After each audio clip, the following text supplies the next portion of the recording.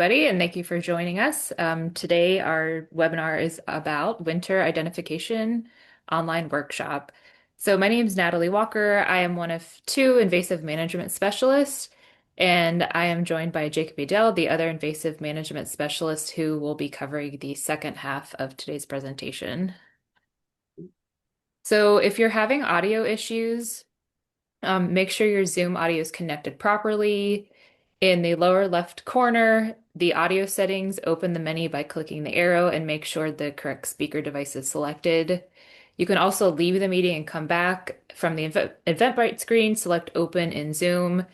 And if all else fails, closed captioning is enabled and you can turn it on at the bottom of your screen. So, some Zoom tips. So, if you are looking to just share some general information, please type that into the chat box and not the Q&A. If you do have questions that you want to ask for the panelists, please make sure to type that into the Q&A. If you type a question into the chat box, the panelists won't be able to see it. So again, please type any questions you have during today's presentation into the Q&A. Some upcoming events.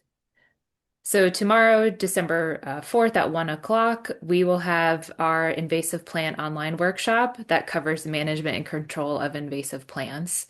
And if you have questions about control of the plants that Jacob and I covered today, you will have a chance to ask questions at tomorrow's online workshop. On Saturday, December 6th, the General Assembly preview will be live in cities across the state and virtually, and registration is required. And to learn more and register, please visit blueridgeprism.org/events. So let's get started. So who is Blue Ridge Prism? So PRISM stands for Partnership for Regional Invasive Species Management, and we are the first cooperative weed management area in Virginia. Blue Ridge PRISM covers 12 counties, 3.6 million acres, including 200,000 acres in Shenandoah National Park. Our core purpose is to improve the health of our natural world for future generations. So today, Jacob and I will be covering and identifying a series of invasive plants that are easy to identify in the winter and treat in the wintertime. And the first habit we'll be talking about are trees. So many of you are probably familiar with Callery pear. It is an invasive tree that's been verified in 48 counties in Virginia. It can be found along roadsides, old fields, and forest edges. It can grow up to 50 feet in height. It outcompetes native plants. Those seeds are spread by birds. It has a weak structure, so it's prone to splitting, especially during storms. And when it flowers in the springtime, those flowers have a very unpleasant odor that can't be mistaken for anything else. So during this time of year in the winter, Callery pear has lost its green leaves. So one of the main characteristics is to look out for those round, hard, brownish, white flecked. They're the fruit, or also known as pears, that remain on the tree, and they're all along the stem. Here's a close-up of the pear with the little white flecks. The fruit is small and brown and round. So this photo is an infestation of Callery pear in the springtime when it's flowering, all those white trees. So again, it's found in fields, roadsides, and forest edges. And you can see that they've just totally taken over this abandoned field and no natives can grow there. Here's a side-by-side comparison of a young native black cherry on the left. You can see that the bark is smooth and it has these little horizontal white lines. They're also known as lenticels. And then if you look at the young invasive Callery pear on the right, it also has smooth bark, but it has a just like white little polka dots that are not horizontal. And here's a side-by-side comparison of a mature black cherry on the left, and then a mature calorie pear on the right. So if we look at the native black cherry on the left, it has brownish scales that peel off. And then on the right, it's the bark is kind of grayish bark with deep ridges, and it doesn't peel like black cherry. The next invasive tree is called Royal Polonia. This has been verified in 79 counties in Virginia. It's found along roadsides, stream banks. It can get really tall, reaching 70 plus feet in height. And because it gets such massive leaves in the springtime, it shades out native plants, so they're not able to grow there. And its seeds are spread by wind and water. So again, during this time of year in the winter, the leaves of Royal Polonia have already fallen off. So one of the really identifiable characteristics are those brownish fruit capsules that to me resemble Pac-Man. And if we look at the bark of a mature Royal Polonia, on the left, the bark is grayish brown with shallow ridges. So here's another close-up of the fruit capsules in the wintertime that resemble Pac-Man. Here's an infestation photo of Royal Polonia. It grows along roadsides and stream banks, and because it forms such dense, it's so dense with those large leaves that it shades out native plants from growing there. The next invasive tree is Siberian elm. This has been verified in 16 counties. It can be found along meadows, roadsides, forest edges. It can get very tall too, reaching 70 feet in height. It can dominate disturbed areas in only just a few years, and the seeds are spread by wind. So this is another tree where it doesn't have leaves this time of year. So it can be identified by the bark in that bottom middle photo. It's kind of dark gray and fissured. But if you're not sure, you can always flag it and come back to it during the springtime when it does have those dark green serrated leaves on the left just to make sure.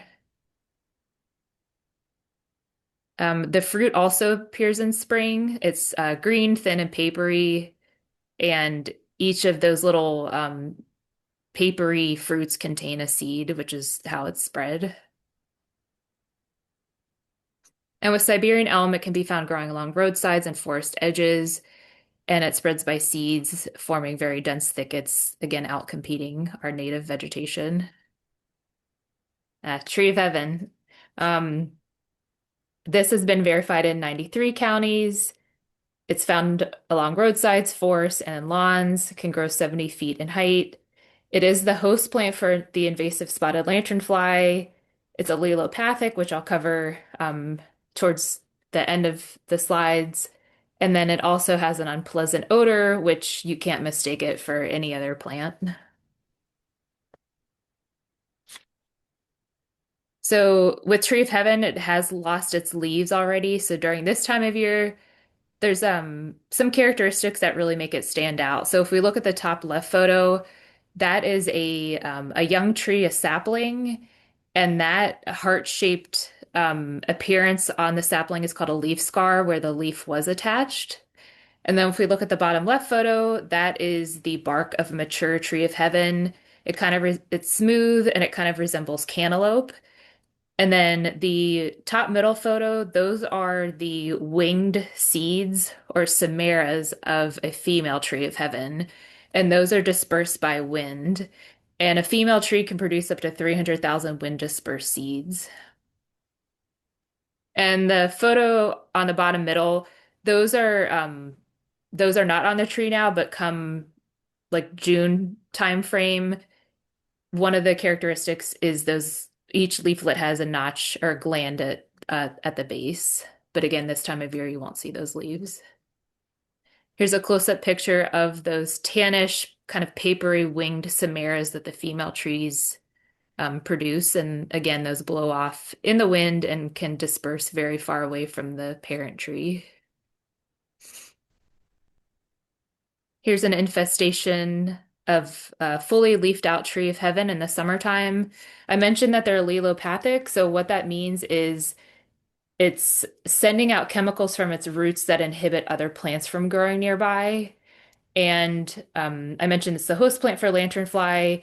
And if you crumble up a leaf or break a stem, it smells like bad peanut butter. So it has a really unpleasant odor. Many times the invasive tree of heaven can be confused with the native black walnut, but if we look at the black walnut on the left, it produces those big green fruits that kind of look like tennis balls, and then they drop to the ground. Um, invasive tree of heaven does not produce those big green tennis ball looking fruits. Also, if you crumble up a leaf of black walnut, it has a citrusy smell, and the bark of black walnut is more textured and has more ridges. And if we look at Tree of Heaven, it produces those winged samaras, and the bark is smooth and looks like cantaloupe. And again, the leaves of Tree of Heaven are pretty unpleasant smelling. Right, the next habit is shrubs. So Japanese knotweed, um, it's considered a five-alarm fire species. And essentially what that means is Japanese knotweed takes priority status regardless of the size of the infestation due to how fast it spreads and the threat that it poses. So it has been verified in 61 counties in Virginia. It is found along riverbanks, streams, ditches. It can get pretty tall, reaching 13 feet in height.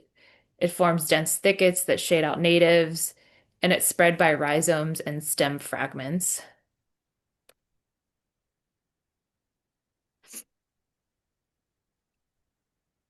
So if we look at the bottom middle photo, during this time of year, it has dead dry stems, which can make it difficult to identify.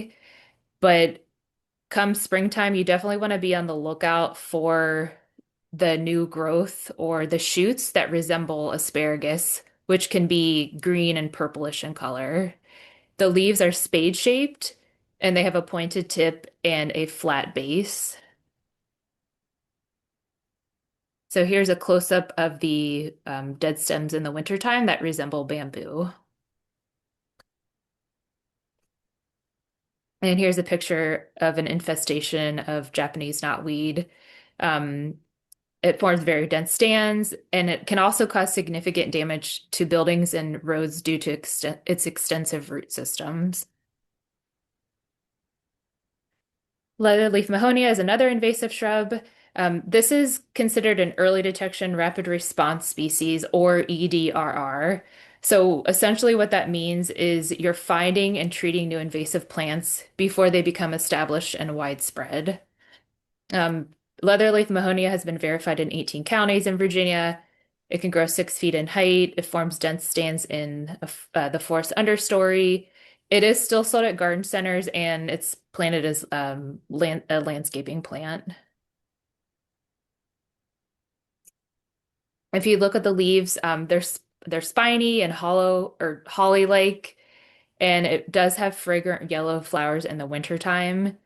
And if we look at the bottom middle photo, it has clusters of like bluish, blackish berries in the winter, which is then spread by birds. And here's an infestation photo of leatherleaf mahonia. It's found in forests and in landscaping. And again, those birds eat those fruits, and then the seed is dispersed far and wide. Here's a side-by-side comparison of Native American holly on the left. So we see that there's red fruits, and the holly gets significantly taller, I think around like 50 to 60 feet, while invasive leatherleaf mahonia doesn't get as tall and it does not produce those red berries. It produces those bluish, kind of blackish berries. The American holly fruit is also very beneficial for wildlife. Trifoliate orange. Tri means three. That's where it gets its name from because if we look at the photo, it has three leaves on it. It has been verified in 26 counties in Virginia. It invades woodlands and forest edges, grows 8 to 30 feet in height, and it forms dense, very thorny, and impenetrable thickets of deep shade that again does not allow native plants to grow there. So the plant has 1 to 2 inch long thorns, and the fruit in the middle bottom photo, they're small, yellow, and produce numerous amounts of seeds. The fruit ripens in the fall and can persist throughout the winter time.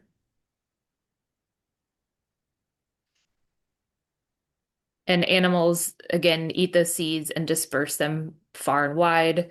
Um, the trifoliate orange is found in woodlands and forest edges where it grows rapidly and shades out native plants. Here's a comparison photo of native greenbrier on the left. Native greenbrier is a vine, and along its stems, it has these straight, multicolored thorns, and the leaves are usually roundish in shape and shiny. And then native greenbrier is considered a shrub, and it has 1 to 2 inch long thorns. Multiflora rose verified in 86 counties in Virginia. You can find it growing along or in forests, roadsides, trail edges. It can grow 9 feet in height. It is a shrub, but I've seen it growing up in the tree, so it kind of looks like a vine. It forms very dense, very thorny thickets, and those seeds are spread by birds.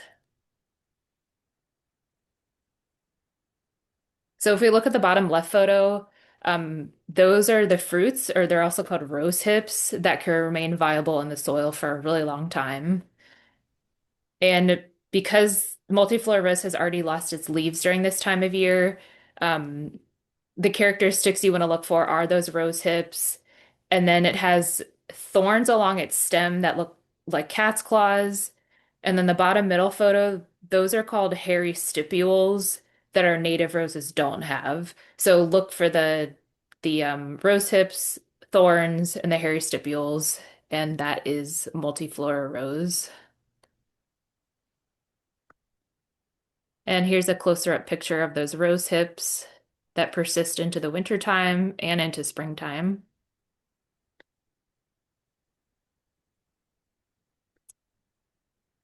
And this is an infestation photo just showing it looks like newly emerged or newly leafed out multiflora rose that is just take completely taking over um, just the shrub layer and nothing else is able to grow there.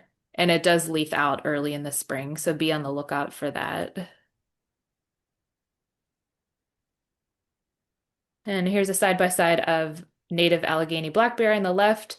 You can see that the stem is kind of blocky and the thorns are straight along the stem. And then if we look at the invasive multiflora rose on the right, the stem is sometimes greenish red. And if you look at those thorns, they resemble cat's claws and they're more curved. And the last shrub is the wineberry. This has been verified in 66 counties in Virginia. You can find it along forests and roadsides. It gets 9 feet in height. Similar to multiflora rose, it forms dense, thorny thickets that makes it difficult to walk through, and those seeds are spread by birds. And during this time of year, it does look a lot different um, because it doesn't have its leaves. But one of the identifying characteristics is that really reddish stem with the fuzzy, hairy stems. It does have thorns on it as well. And here's another photo of wineberry in the wintertime, again, when it doesn't have those leaves. One of the main identifying features are those red arching stems that form dense thickets. And this is another invasive shrub that does leaf out early in the spring, so be on the lookout for that too. All right, I am going to turn the presentation over to Jacob and stop sharing my screen. Thank you there, Natalie. I'll be picking off here from vines. Our first one is English ivy, which is verified in 58 counties in the state. It is distributed in forests, hedgerows, and clearings all over. Can climb up to 80 feet into the trees. It is right now easily identified by its three-lobed leaves as well as its hairy attached vines on trees. And it will weigh down any tree it climbs on, adding additional weight, making it highly susceptible to any like wind stress over the winter, as well as forming very dense ground cover mats, which harbor enough moisture. They end up helping mosquitoes a lot. And it does have fruit right now, which are easily spread by birds. So here pictured in the top left are those leaves. It'll have where it is fruiting out. We typically don't see those as they are very high up in the trees. To the right of that are the leaves we will typically be seeing. Below that are the fruit, which it may have right now or may be visible right now. I liken them a lot to an acorn as they have a very distinct rounded section at the bottom. On the left, though, is something we'll more likely be seeing those hairy attached vines, which will be clinging to a trunk as it goes up.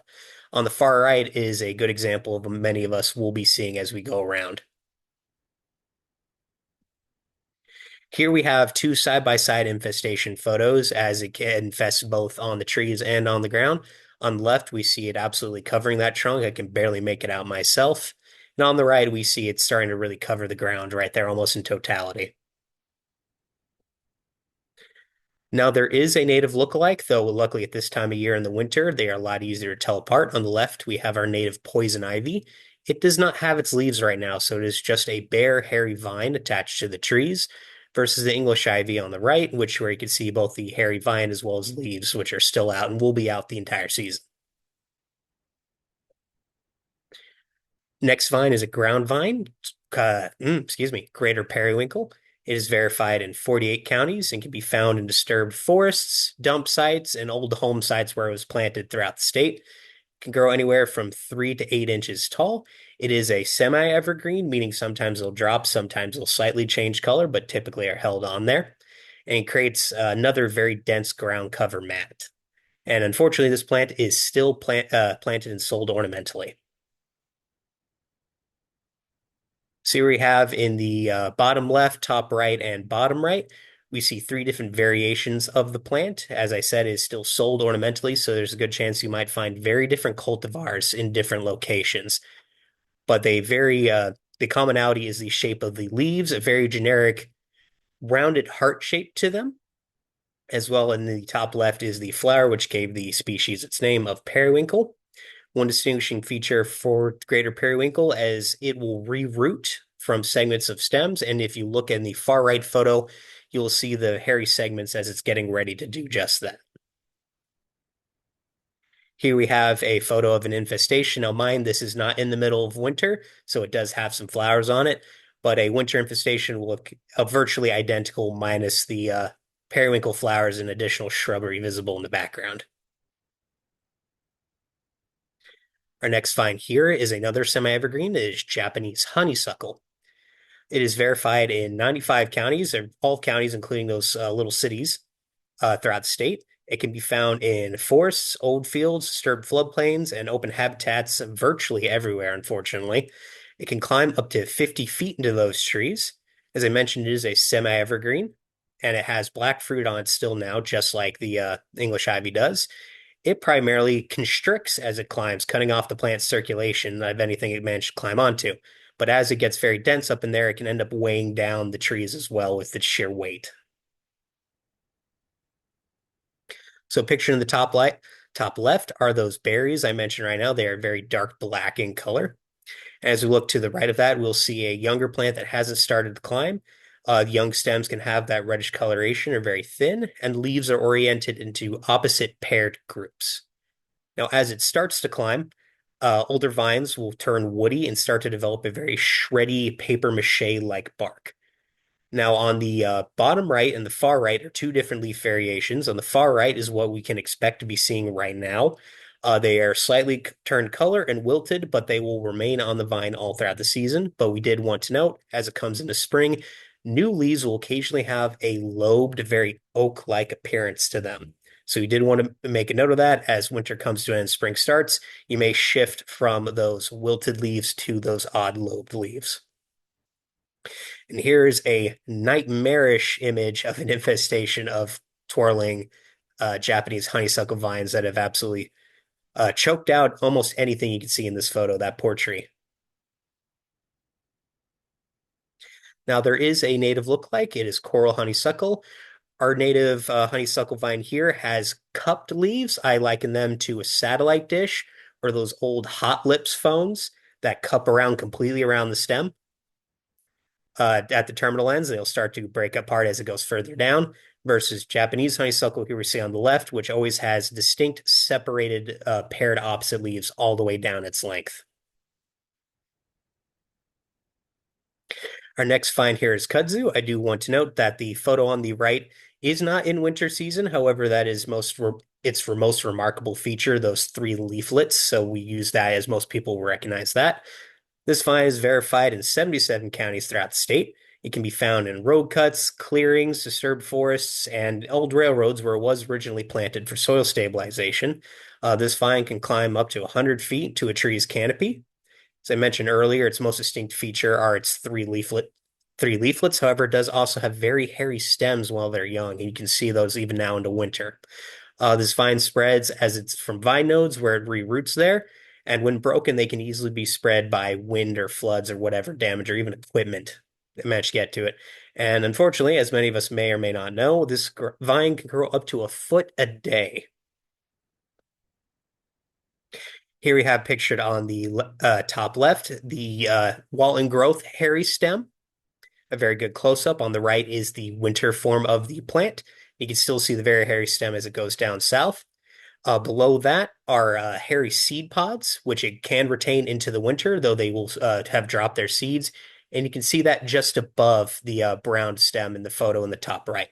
At the far right is an image of a mature stem. It starts to lose that hair, but develops a series of lenticels all around, little long bumps up and down, which are very distinct when left alone.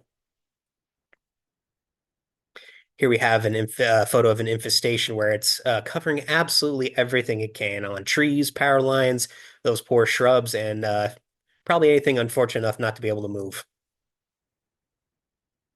And I did mention those distinct lenticels. Here we have a comparison for another vine that will go up into a tree. Our native grape, this one is a summer grape. All of our native grapes develop a very sheddy mulch-like bark that'll come off in your hand and is a very good indicator versus our the invasive kudzu, which of course has those lenticels. Our next vine is another ground vine. This is called moneywort, or also commonly named or sold as creeping Jenny. It is verified in 84 counties across the state. It can be found in wet, disturbed areas all over. It can grow from 2 to 3 inches tall. It is a semi-evergreen with very distinct round opposite paired leaves. It creates dense, low ground cover patches. This plant can happily grow underwater, and as I mentioned earlier, it is still unfortunately planted and sold ornamentally. The top two photos on the left, we have close-ups of those vines as they creep along with those very distinct round leaves. They will have some vein creases as they grow, but as they get larger, they start to disappear. On the bottom left, we see how it can creep along the ground, stretching out long arcs as it slowly fills in. On the bottom right, we had to include it. That is a photo of it happily growing underwater. On the far right, we have a really good example of what it may look like in the winter. As with a few of our other plants, being a semi-evergreen, sometimes leaves will change, sometimes they'll wilt, but they'll more often than not hold on to those leaves throughout the winter. Here we have an infestation where it started to take over this area on the underside of a tree and a fallen log. Our next find here is another tree climber. It is Oriental or Asiatic bittersweet. This plant has been verified in 58 counties throughout the state and can be found in disturbed habitats of any kind and will climb up to 60 feet into the trees. It is most distinct right now for its yellow capsuled red fruit. If you look on the right, I compare it to an inverted Baby Bell cheese, yellow and a little wax on the outside, bright red on the inside. Now, this one is a tree constrictor winding and cutting off the plant's circulation as it goes up. And once it establishes itself up at the very top, it can end up smothering the canopy, shading out the tree's leaves. An additional easy identifier, it has a very distinctive orange root if you feel so inclined to dig around down there. And this is another five-alarm fire species. The amount of berries this plant can put out makes it a very, very rampant spreader. So in the top right, we have those distinct orange roots I was mentioning earlier. On the bottom two photos are examples of young and old bittersweet vines. It starts covered in little lenticel bumps, but as it grows older, they will start to enlarge and split off and look like a snake trying to shed its skin. Very rough, but it will not come off like the Japanese honeysuckle or the native grape barks. The top right photo there is an example of how tight this plant can constrict, like a boa constrictor. And on the far right is another close-up example of those bright red fruits, which all of us can find on the plant right now. Here we have it is an out of season infestation, but just get a dramatic effect to show you the impact. Virtually every single piece of yellow to green you see right here is Asiatic or Asiatic bittersweet, absolutely covering. I believe we counted 4 trees when we were there, but you can easily tell why we don't really know. Does have a native counterpart, an American bittersweet. If we look closely here in the hand, it is the fruit. They are growing at the very end of these stems versus on the right, the invasive oriental bittersweet, which appear to be willy-nilly all up and down the lengths of the vine anywhere it could. We move to another ground vine for periwinkle. It is verified in 84 counties throughout the state, can grow from 4 to 8 inches, 4 to 6 inches tall, can be found in disturbed forests, clearings, and old home sites where it was unfortunately planted ornamentally. It has very distinct evergreen oval leaves. I'm sure all of us have seen them in one way or another. It creates very dense ground cover mats, which unfortunately led to it being planted ornamentally throughout many states. Here on the left, we have a close-up photo of the flower, which of course gave it its name. It is related to Vinca major, or which is greater periwinkle, both of which have their name from the flower. The center photo is another variation. It is still cultivated, so it isn't uncommon to find very visually different looking vines wherever you go. And on the far right, on top of unfortunately some more English ivy, we see an example of its reaching out vine as that's how it starts to grow before it forms its dense mats. Oh dear, that photo appears not to have loaded. Moving on, our next vine is another attached vine, our other invasive attached vine of winter creeper. This plant has been verified in 41 counties. It can be found in floodplain forests, swamps, disturbed forests, and old fields. It can climb up to 70 feet into trees. It is another evergreen. However, this one has very serrated leaves as opposed to periwinkle, the last one, which is often mistaken for. This plant, much like English ivy, can smother and weigh down trees as it climbs up there and will as well form a very dense ground cover mat, but does not quite pertain to the amount of moisture as English ivy. Unfortunately, this is another one that is planted ornamentally. So on the top two photos, left and right, we see two examples of what you can find right now. Being evergreen leaves, they look almost identical to this. On the right is the close-up where you see those serrations we mentioned earlier. As the plant climbs trees, though, they will start to droop and wilt slightly, so the serrations aren't as visible, but will be there if you were to feel them. The bottom left is a close-up of the hairy vines you can find as it clings to the side of the tree. Additionally, like English ivy, this plant does have its berries on right now, though are very high up in the trees and are easily visible. But here we have a visual of them. They are very white with a red center, leading to the name winter creeper. And on the far right, we have the tree covered in the stuff. It forms pseudo branches, often mimicking the tree it's under, to the point where you can actually identify what it was originally on at times. And here we have a ground infestation of the plant where you see it started to occupy over 70% of the ground. Our next habit, which is only one plant for the winter, is grasses. And that grass is golden bamboo. It is verified in 38 counties throughout the state. It can be found in roadsides and forests and plantings throughout. It can grow up to 40 feet tall. And this species is very distinct from its yellow vertical stripe that can be found along the cane. It can be as thin as a small patch to all the way around a section, and it is a semi-evergreen. It creates incredibly dense thickets, crowding out anything out around it, and spreads by rhizomes, which are also so dense it prevents anything from growing up underneath. So speaking of those rhizomes, in the bottom left, we have a photo of it there. It's very reminiscent to a asparagus spear. However, this can grow up to about a foot, foot and a half tall. So a tad, tad of a giant.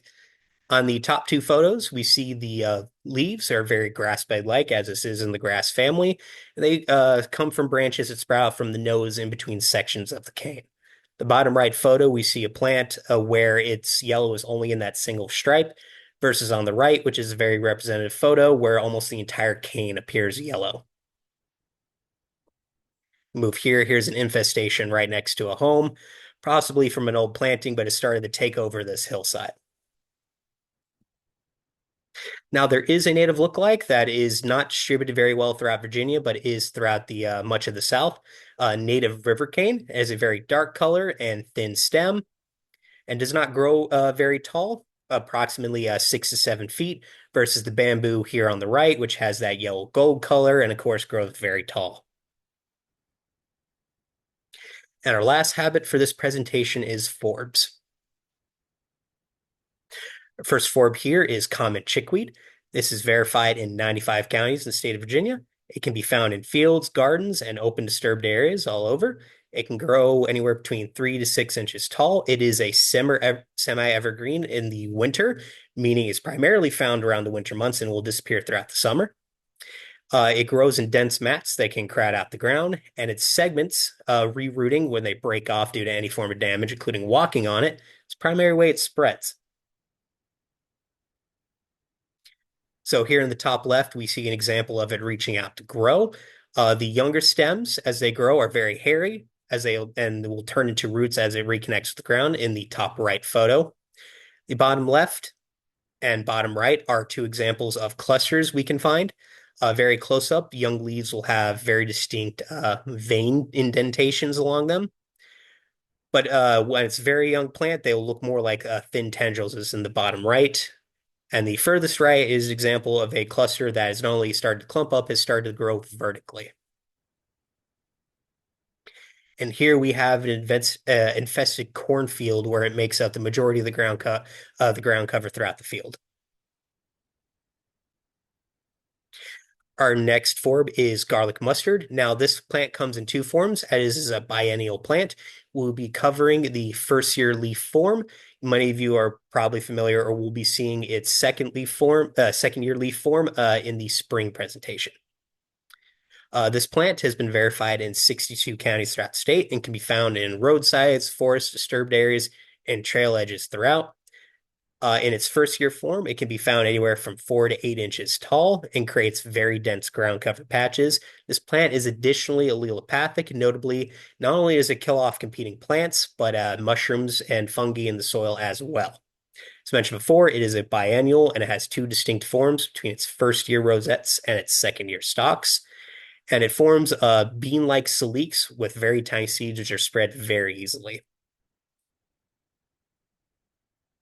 So in the top two photos, we have close-ups of those first year leaves. They have a very soft, rounded scalp appearance to them, with very distinct raised veins on the other side of the leaf, as shown in the top left photo. The bottom left is a denser singular floret, so you might see that as a straggler away from the group. Now, I mentioned those sleeks, those bean-like sleeks. Uh, the second year plants, the ones that flower and produce seeds, are dead right now, and that is how you may find them on the furthest right, dead and dry. However, I did want to show you the live form you will be seeing come late spring. So that shape, surrounded by those little rosettes, is a good indication of a patch of garlic mustard. Speaking of, here is a infestation patch of first year florets, as it forms a number of very dense patches crowding out the ground. There is a native lookalike, which will be disappearing over the winter. However, it's good to note this is native wild ginger. You can see it has a soft, continuous edge versus the scalp serration in garlic mustard. Pardon me. Our next form is gill of the ground, commonly called creeping Charlie. It is verified in 95 counties throughout the state and can be found in lawns, gardens, and disturbed areas. It can grow anywhere from 1 to 5 inches tall. It is another semi-evergreen with scalped leaves. It also creates very dense ground cover mats. Its stems reroot as well, creeping along, and it has a very square mint-like stem if you were to reach down and feel that. So as mentioned, it reroots from creeping vines. In the top left photo, you can see every node where it's touched the ground, it is leafed out as well as developing a new set of roots. The top right photo is another close-up of that soft scalloped leaf with very distinct veins throughout. The bottom two photos are very timely photos of patches along the wall. You can see it's starting cluster, but on the right, it is a semi-evergreen. It has started to lose some color, but is still growing, unfortunately, strong through the snow. The rightmost is an attempt to get a close-up photo of that square stem. Not sure if all you folks can see that, but if you were to do a cross-section cut, you would be able to see that square stem, or if you were to grab it, you would feel those edges. Here is an infestation. It has absolutely taken over this sidewalk side median area. Now, our next plant here is a five-line fire species NEDR. However, this is a spring plant. However, it will come up very early in the spring, so we want to get this ahead of time. It is incised fumort. It has been verified in 9 counties throughout the state and can be found by stream banks, riverbanks, and well-drained floodplain forests. Grow anywhere from 4 to 24 inches tall, emerges in very late winter, and flowers into spring, forming very dense patches that crowd along the ground, displacing spring ephemerals, beating them to the punch and taking any light before they can even germinate. And its seeds are very tiny and spread readily by ants. So this leaf has a very similar appearance to flat parsley, which many of you may know. We can see close general sprouts from the top left to a very close up of the leaf on the bottom right. It does form a bunch of singular stalks, which we can see two pulled up down here in the bottom right, and a close up of the flowers, very distinct purple flowers in the top right, as well as a patch here on the very far right photo. Here's a photo of an infestation where it started to take up the majority of the ground cover. Now, there is a native lookalike of yellow fumort, and the best distinction between the two are the flowers. Yellow fumort, of course, having yellow flowers, and the invasive incised fumort having very purple flowers. Our next plant is a evergreen. It is Italian arum. It is verified in 5 counties throughout the state, found in moist forests and riparian edges, as well as plantings and roadsides. It can grow from anywhere from 12 to 18 inches tall with very brightly veined, distinct leaf patterns. It also crowds out spring ephemerals, having already been leafed out through the winter, and is extremely difficult to remove. It is very resistant to chemicals and will end up spreading from physical damage as it has rhizomes and tubers under the ground. It is additionally toxic to mammals when ingested and can irritate the skin if touched ungloved. And as such, it is a EDR species. We are trying to get hold of it before it becomes established. So on the top left and bottom right, we see close-ups of the leaves. The top left is the young leaves of a new plant versus the taller established leaves in the bottom right. Bottom left is its flower. It has a very open cup flower, which turns into a very cob-like fruit structure pictured in the top right and the very far right photos. Here we have a non-fruiting infestation, so you can see those leaves cropping up well into the background there. And there is a bit of a native lookalike when it comes to the flower. Our native Jack in the Pulpit has a more complete cup, more like a pitcher plant flower versus the open cup that is on the Italian arum.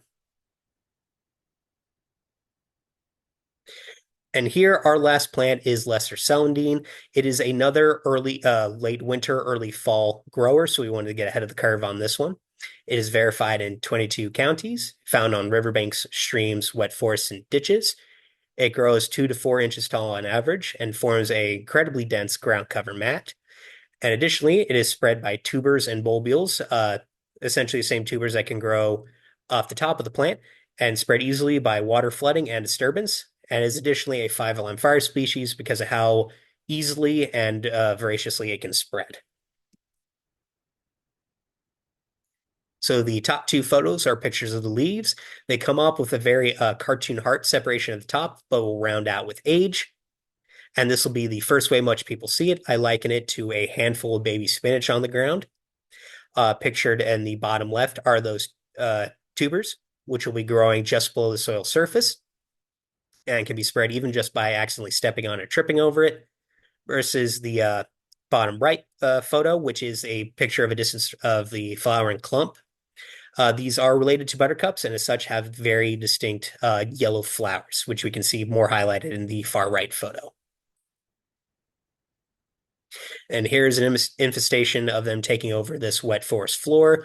Everything yellow you see is another lesser celandine. There is a native lookalike for the marsh marigold. You can see it pictured on the left with the very distinct rounded yellow petals versus the straighter oval-shaped lesser celandine petals. And again, this is not a plant you'll be seeing through the winter. This is one that'll come up in the very late winter, early spring. Now, thank you everyone so much for your time. Does anyone have any questions? Thank you, Jacob, and thank you, Natalie. We have answered all the questions that came in through the Q&A.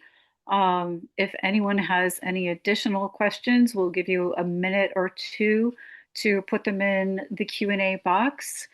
Again, tomorrow we have our complimentary session on winter invasive plant management and control. We will be covering almost all of these species, with the exception of Japanese knotweed, which we just wanted to flag you for identification purposes. The control window for that plant is actually in the late summer, and we will be covering that again next summer.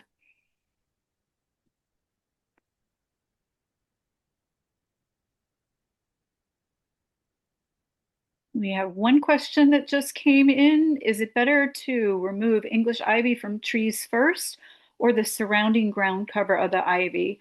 Travis, that is an excellent question. One of the things we talk about when we help people prioritize is you want to save the trees first. We need to focus on saving the tree canopy. You can come back to the ground.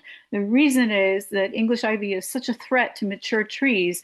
Once those trees come down, that's it. We can plant young trees as much as we want, but we cannot replace our mature tree canopy for another 80 to 100 years. So please tackle the ivy growing up the trees first and then come back to the ground. Yeah, Ashley asks a question from the chat that says, I work in horticulture in DC. Where would I report any of these species? You can report species using iNaturalist. You can also report species using an app called EDDMaps, EDDMAPS. If you're in natural areas, there's another app called WildSpotter. You just choose the one that works best for you. I think iNaturalist is probably the most popular one because of its ease of use.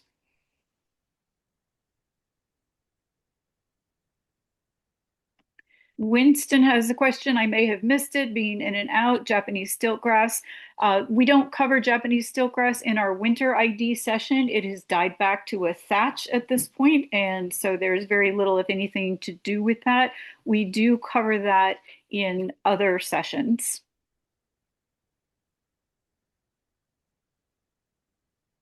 And we have another question. How can we prevent non-natives from being sold in nurseries and seed catalogs? That is an excellent question. Really glad that you asked that. We made a baby step in that direction earlier this year when we advocated for and helped pass the new retail garden center signage bill here in Virginia. So come January of 2027, retailers will be required to place signage in proximity to every invasive plant that they are selling that is listed on the Virginia DCR invasive plant list. This coming January, we are advocating for the removal of the language in the current Virginia laws that talks about commercial viability. So in Virginia, we have this peculiar feature where the law says that if a plant is considered commercially viable in Virginia, it cannot be added to the noxious weed list. The noxious weed list is the list that has legal authority that bans plants from being sold. So we are working to, what we're asking the legislature is to remove that language about commercial viability. And once that happens, that opens the door for invasive plants like English ivy, for example, that are still being sold and planted commercially. English ivy could then be considered for and added to the noxious weed list, which would prevent it from being sold. So here in Virginia, we're making baby steps in that direction, but because of this peculiar law that we have in place right now, we have to get that changed before we can do that. Different states have different laws, and so they're going about it in different ways. I have another good question from Emily. What does it mean for a plant to be verified in a county? That's Basically, that means it is listed on the Virginia Digital Plant Atlas officially. Which, Lauren, could you link that in the chat, please? I have, it's already linked in the chat, but Oh, Emily, that's a perfect. great question. And if you go and look at our YouTube channel, you'll see that we actually had a guest speaker webinar back in August that featured how invasive plants get logged into the Virginia flora. And how they are verified. And it actually asks for help from citizen scientists to take plant samples and send them into the herbariums so that they can be added. So one of the things that was pointed out is right now, because of how fast invasive plants are spreading, the digital atlas maps are not necessarily accurate because all it takes is for seeds or plant fragments to get picked up in vehicle treads, for example, and barreled on down the highway, and they end up in another county. So the Virginia Flora staff is very small, and they really need citizen scientists' help submitting samples. So if you live in a county and it's not yet verified in your county, but you find one of these invasive plants, please watch our webinar on how you can take a sample of that plant, send it into the herbarium so that they can update those maps. Great question. Travis has a question. How are five-alarm fire species being treated across the state? This is a great question. So five-alarm fire species is actually a term that we coined here at Blue Ridge PRISM. We have 6 species that we are currently monitoring as five-alarm fire species. And so we are trying to spread the word as fast as we can. We will be producing a webinar about just five-alarm fire species. We want people to understand that even if you only have one tiny little plant or if you have a large infestation, we want people to learn how to identify them and prioritize them as quickly as they can. So we are still working on getting the word out about five-alarm fire species. And Herb Bolton asked a question, what about burning bush? I believe burning bush was covered in our fall webinar because it's so easy to identify with the bright magenta color in the fall. You can find that webinar on our YouTube channel.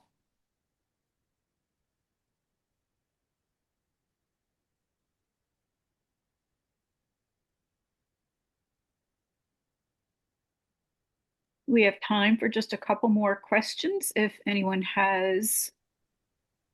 We had one come in from Diane. Is there a state list that indicates what plants are native? Is there an official list that can be used? Yes. If you go to the digital atlas of the Virginia flora, and Natalie, could you put that link in the chat, please? Uh, the digital atlas of the Virginia flora, one of the menu items is lists by county. And you can click the county where you live and see all of the plants listed in that county. My understanding is there's over 3,000 species of plants listed in the Virginia flora. So it's a big list. Virginia is, we are fortunate here that we have one of the oldest, if not the oldest, floras in the United States.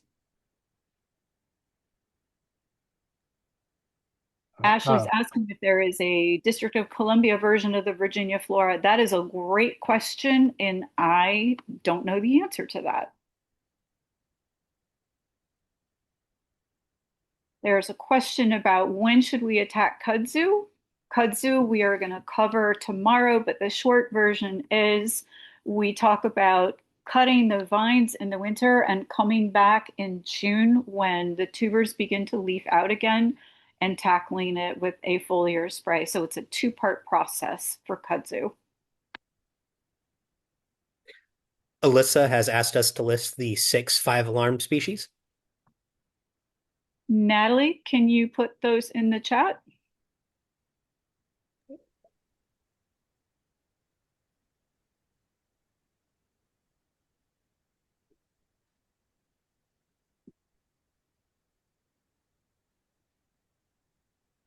Then Mr. Javad reports there might have been a time gap in the presentation of slides, so we do apologize if there's any connection issue, though it is very hard to tell if it is on our end or your end. Hopefully, it'll be corrected in the recording. Everything was consistent here throughout on my end, so it's possible that there was a connectivity gap for that particular user. All right, I don't see any new questions coming in. Natalie, you were able to list those. Not yet. Okay.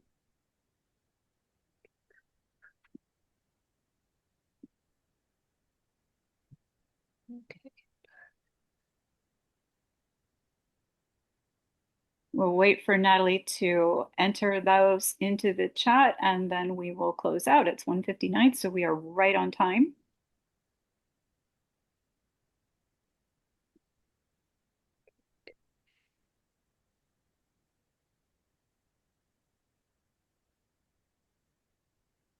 And Natalie, if you can read those as you put them into the chat. It,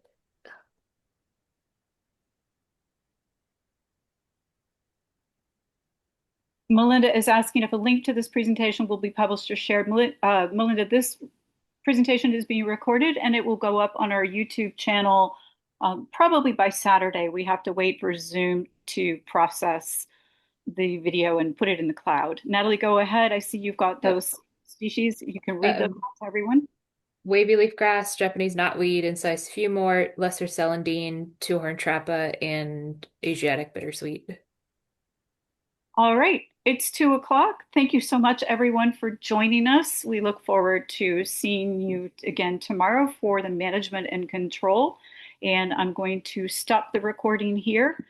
And we are grateful for all of your participation and your interest in invasive plants. And just a quick reminder that Blue Ridge PRISM is a tiny nonprofit. We rely on gifts from friends like you to help us keep going. We ask that you please pay it forward and help us continue to train and educate people across the state and the Mid-Atlantic on invasive plants. Together, it takes a village and we can reverse the spread of invasive plants. Thank you very much.